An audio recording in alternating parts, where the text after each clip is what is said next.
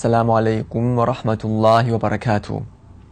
자, 이번 제9장에서는 이슬람에서의 옷, 의상에 관해서 다루고 있습니다. 이 의상에 대해서 저와 함께 이슬람적인 견해를 알아보고자 합니다.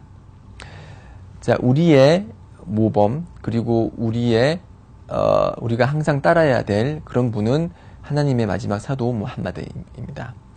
그분께서 제시한 옷에 대한 규정을 통해서 저희들이 어떤 옷을 입어야 되고 어떤 옷을 입지 말아야 되는지 알 수가 있는데, 사도께서는 그 당시 사람들이 입었던 옷을 입었습니다. 특별한 유별난 이슬람적인 복장이라는 것은 이슬람에서 특별히 제시를 하지를 않고 있고요. 이슬람적인 그리고 이슬람의 정신에 걸맞는 옷은 주위 사람들이 봤을 때 자연스럽고 아무런 문제가 없는 그런 일반적인 옷을 뜻합니다. 다만 이제 이런 일반적인 옷임에도 불구하고 여러 가지 특성이 발견되는 경우에 한해서 이슬람에서는 그러한 옷을 금지하고 있는데요. 자, 페이지 195페이지에 보면은 금지된 옷에 관해서 쭉 얘기를 하고 있습니다. 이슬람에서 금지된 옷 중에 하나는 가려야 할 부분, 아우라라고 하죠. 아랍어로. 아우라가 드러난 옷. 그런 옷은 이슬람에서 허락이 되지 않습니다. 자, 우리가 살라를 할 때, 그러니까 예배의 장에서 아우라가 무엇인지 공부를 했었죠. 기억하시나요? 저희가 배운 건 항상 복습해야 돼요. 복습하지 않으면 금방 까먹기 때문에 제가 한 번 더 상기시켜 드릴게요. 남성의 아우라는 뭐다? 무릎부터 배꼽까지. 여성의 아우라는 얼굴과 손을 제외한 모든 부분. 그리고 어린이의 아우라는 음부와 둔부. 이렇게 아우라가 규정이 되고요. 그렇기 때문에 어떤 남성이 예를 들어서 보디빌딩 대회에 나간다고 하면서 이렇게 팬티만 걸치고 이렇게 사람들 앞에서 보디빌딩 포즈를 취하면은 그것은 이슬람에서 허락되지 않습니다. 왜냐하면은 아우라를 다 가리지 못했기 때문이죠. 여성도 마찬가지입니다. 여성은 얼굴과 손을 제외한 모든 부분을 다 가려야 됩니다.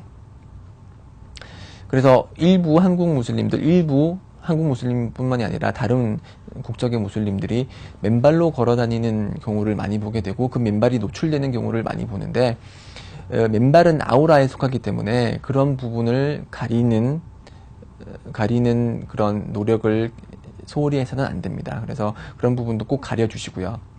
그래야지 아우라가 제대로 가려질 수 있고요. 그리고 다 가렸다고 해도 예를 들어서 타이트한 옷이라서, 특히 여성의 경우 타이트한 옷이라서 몸매를 드러내는 그런 옷이라든지, 이제 한국 여성들 사이에 많이 번져 있죠. 아주 참 안타까운 상황이지만, 네, 그렇게 몸매가 드러나는 그런 옷이라든지, 아니면은 옷을 입었긴 했지만 투명하거나 아니면은 그 피부 색깔이 보일 정도로 이렇게 얇은 옷을 입었을 경우에는 그런 옷은 허락이 되지 않습니다. 예언자께서 미어라즈, 즉 승천을 통해서 천국과 지옥의 거주자를 이제 많이 봤는데, 그 지옥의 거주자 중에 한 부류는 입었지만 입지 않은 자라고 했거든요. 즉 옷은 다 걸쳤어요. 그렇지만 마치 옷을 걸치지 않은 것처럼 몸매가 드러나는 그런 옷을 입었거나 아니면은 속살이 비치는 그런 옷을 입은 경우에는 이슬람에서는 허락이 되지 않습니다. 네. 그리고 또 다른 금지된 옷은 이성과 유사한 옷, 이성이 입는 옷과 유사한 옷을 입는 경우, 이런 경우가 가끔씩 발견이 되죠. 예를 들어서 D로 시작하는 유명한 댄스 가수 그룹, 거기에 있는 한 멤버는 잘 모르겠어요. 쭉 지켜보면은 되게 여성스러운 옷을 항상 입더라고요. 그렇죠? 치마와 비슷한 옷을 입기도 하고, 참 이해하기 힘든 그런 경우이긴 한데, 그러한 사람들이 가끔씩 있어요. 남성임에도 불구하고 여성스러운 옷을 좋아하고, 여성임에도 불구하고 남성스러운 옷을 좋아하는, 영어로는 톰보이라고 그러죠. 이러한 복장은 이슬람에서 허락이 되지 않습니다. 이슬람은 창조된 그대로의 삶을 살아가길 원하기 때문에 남성으로서 창조된 사람은 남성적인 모습을 보이길 원하고 여성으로 창조된 사람은 여성으로서의 모습을 보이기를 원합니다. 그렇기 때문에 남성이 여성스러운 옷을 입거나 여성이 남성스러운 옷을 입는 것은 이슬람에서 허락이 되지 않습니다.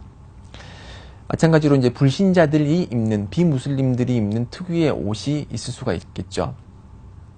예를 들어서 이제 목사나 신부들이 입는 이렇게 셔츠가 이렇게 특이한 그런 옷을 입거나 아니면 십자가가 새겨져 있다거나 이런 옷은 무슬림들이 입어서는 안 되는 거죠. 왜냐하면 우리는 무슬림이고 기독교인도 아니고 유대인들도 아니고 불신자도 아니기 때문에 그러한 특별한 무슬림들만이 입는 옷이 있다면은 그런 옷을 저희들은 입어서는 안 될 것입니다. 그리고 197페이지에 나와 있듯이 처음에 나와 있듯이 남성의 경우 복숭아뼈 밑으로 바지를 내려 입는 것은 허락이 되지 않습니다. 하디스에 의하면은 복숭아뼈 밑에 있는 것은 지옥불에 있는 것이다 라고 했고요. 복숭아뼈 밑으로 바지를 끌어내려서 걸어가는 사람은 하나님께서 심판의 날 그를 쳐다보지 않는다라고 했습니다. 그래서 최대한 저희 무슬림은 복숭아뼈 위까지 올라가는 그런 7, 8부 바지, 그런 바지를 입도록 노력을 해야겠죠. 그리고 유별난 옷이라고 있습니다. 아랍어로는 사우브 슈호라라고 해서 그 옷을 입었을 때 사람들이 저거 되게 독특하네, 유별나네, 야 저거 튄다, 이런 생각을 들게 하게끔 하는 옷이 이슬람에서 유별난 옷인데요. 이 하디스에 의하면은 유별난 옷을 입는 자가 있다면은 부활의 날 하나님께서는 그에게 굴욕의 옷을 입히신다라고 했습니다. 그래서 일부 입교한 새내기 무슬림들 중에 이슬람에 대한 열정이 가득 차서 나는 아랍 무슬림들이 입는 그런 사웁, 원피스처럼 된 그런 하얀 옷을 입어야겠다. 그게 이슬람적인 복장이다. 터번도 둘러야지. 왜냐하면 그게 이슬람적이니까. 틀린 말입니다. 이슬람에서 보는 이슬람적인 복장은 유별난 옷이 되어서는 안 됩니다. 자, 터번을 쓰고, 터번이라는 모자를 쓰고, 그리고 원피스 차림의 옷을 하고서 강남거리를 활보한다? 뉴스에 나오겠죠, 다음날. 허락되지 않습니다. 모든 사람들이 이상하게 생각하기 때문에. 그래서 이슬람적인 복장은, 한국 무슬림의 이슬람적인 복장은 한국 사람들이 생각하기에 자연스럽고 깔끔하고 단정하고 멋있어 보이는 그런 옷을 입는 것이, 그게 바로 이슬람적인 복장인 것이고, 소위 말하는 그런 아랍 세계의 옷이라든지 아니면 다른 이슬람 세계의 옷을 입는 것은 이슬람적으로 권장되지 않을 뿐더러 심판의 날 굴욕의 옷을 입게 될 수 있는 위험성이 있기 때문에 그런 옷들을 입는 것은 허락이 되지 않습니다. 또 이제 금지된 옷 중에 하나는 남성의 경우 비단으로 만들어진 옷.